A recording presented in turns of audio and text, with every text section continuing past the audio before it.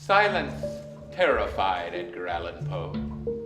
After all, writers depend on those voices that whisper to them in the middle of the night.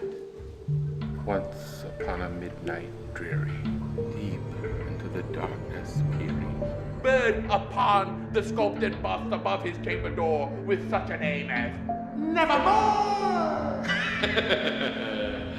Prophet, said I, thing of evil.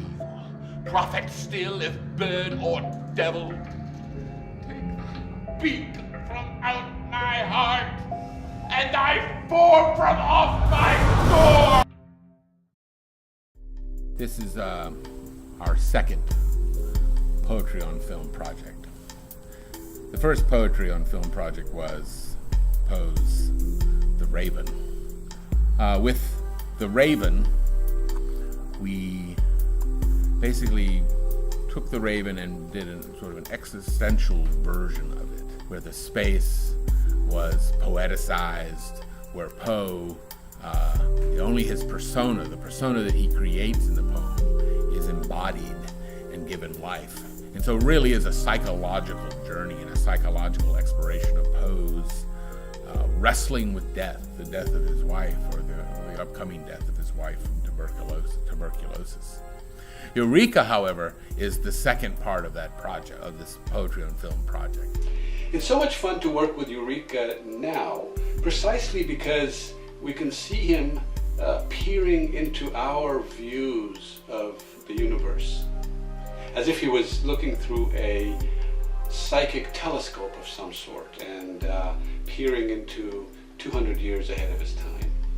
Poe wasn't only a great poet and a literary giant, but he was also a visionary, and he could see way, way ahead of his time.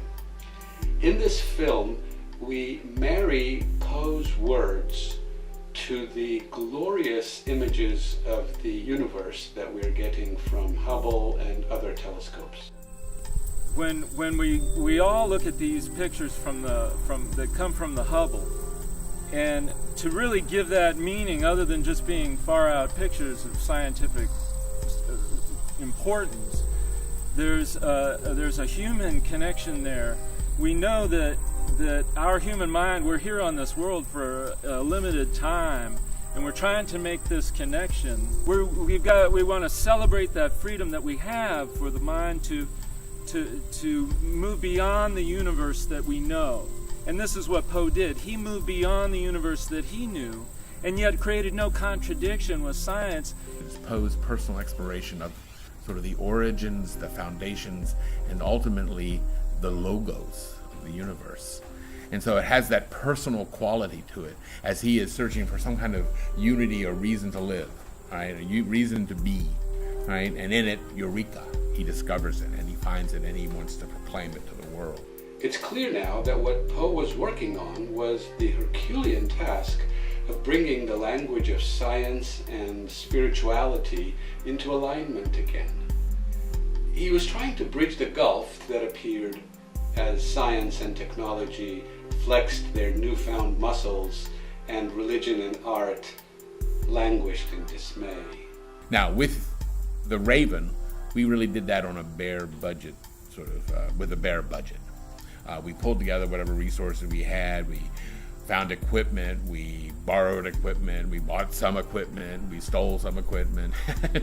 And we were able to actually come up with a really wonderful project, and we got a lot of great feedback from it. With Eureka, however, we're moving one step further, right?